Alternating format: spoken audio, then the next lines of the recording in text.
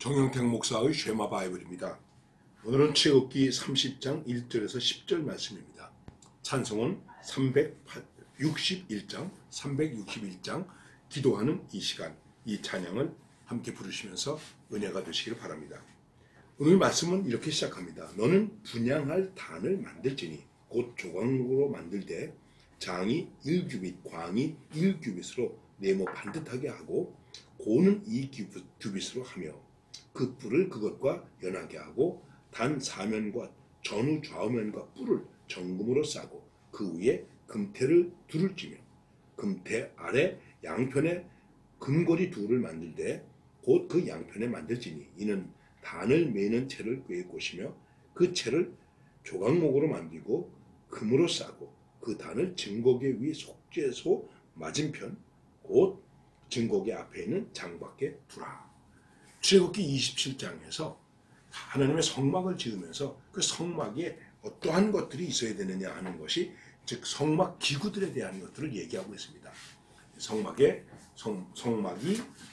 회막 전체 안에 있는 성막이 있는데 그 성막은 다시 둘로 구분됩니다. 두 것으로 구분되는데 그 성막 안에가 성소와 지성소로 구분되는데 지성소 안에는 증거궤, 법궤가 있습니다. 속죄소입니다. 그리고 바로 그 증거궤 앞에 향을 사로쓰이는 단을 만들라는 것입니다. 이거를 오늘 성경에서는 뭐라고 말씀하고 있냐면 분향할 단 이렇게 말하고 있습니다. 그러니까 분향단 이렇게 말할 수도 있고 분향의 단 이렇게 말할 수도 있는 것입니다. 이 규모는 좀 작지만 그 크기와 모양은 번제단하고 비슷합니다. 번제단은 제물을 이제 사르는 곳인데 그건 밖에 있죠. 성소 뜰에 있는 것인데 이 성소 안에 있는 그 분향단은 모양은 번제단하고 비슷합니다. 그러나 여기는 말 그대로 향을 피우는 것입니다. 그래서 아침에 끊임없이 향을 피워야 됩니다. 그리고 법궤와 연결되어 있습니다. 이것은 성도들이 하나님 앞에서 드리는 끊임없는 기도다. 보통 우리가 이렇게 생각하고 있습니다. 그리고 대제사장이 1년에 한 번씩 그 향단의 뿔을 취해서 속죄하는 예식으로 염소의 피와 송아지의 피를 섞어서 그 이제 바르는 그러한 예식을 하기도 합니다.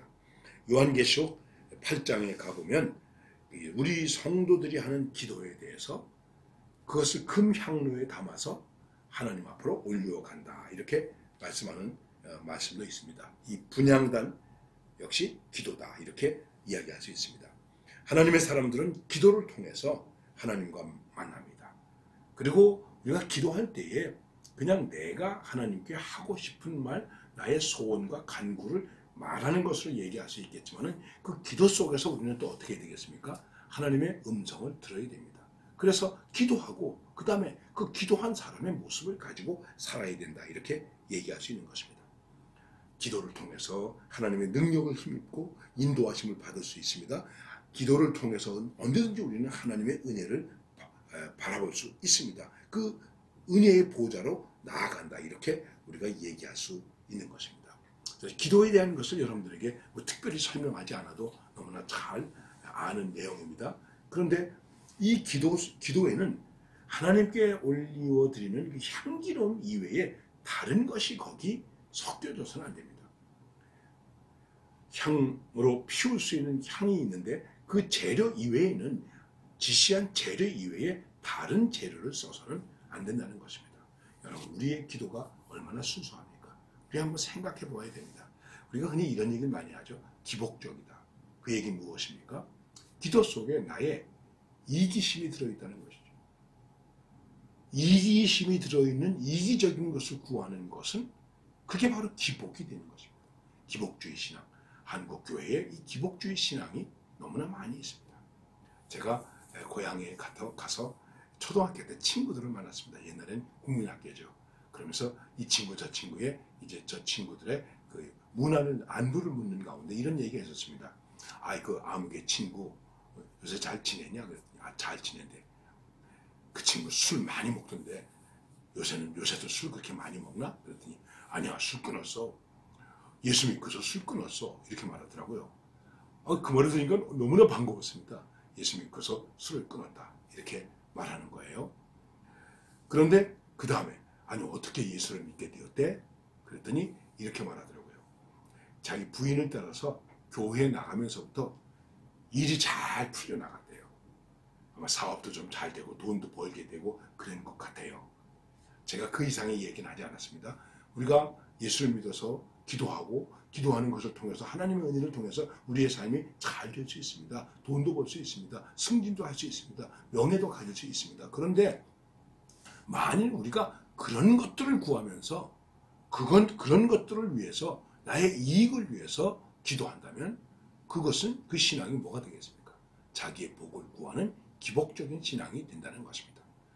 그래서 우리는 애써야 됩니다. 정말 이 기도가 오직 아버지의 뜻인가?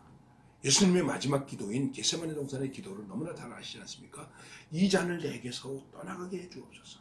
이게 예수님의 뜻이에요. 그 예수님의 마음이었어요. 그런데 바로 예수님이 뭐라고 말씀하십니까? 그러나 내 뜻대로 마옵시고 아버지의 뜻대로 이렇게 되는 것이죠.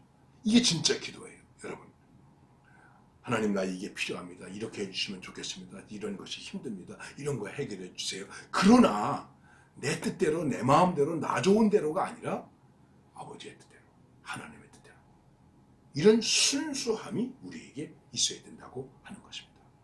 과연 이 말씀 속에서 우리는 철저하게 하나님의 뜻을 따라 해야 하는 그 기도, 그렇게 향을 피울 수 있어야 됩니다. 다른 향을 피우려고 하지는 안 됩니다. 해서는 안 됩니다. 이 분향단을 만들 때 조각목으로 만드는데 조각목 그야말로 아카시아 나무의 일종인데 별 쓸데가 없는 것입니다. 그러나 금으로 싸서 우리가 하나님 앞에 약합니다. 우리는 복을 구합니다. 그러나 그래도 우리는 하나님 앞에 기도해야 됩니다.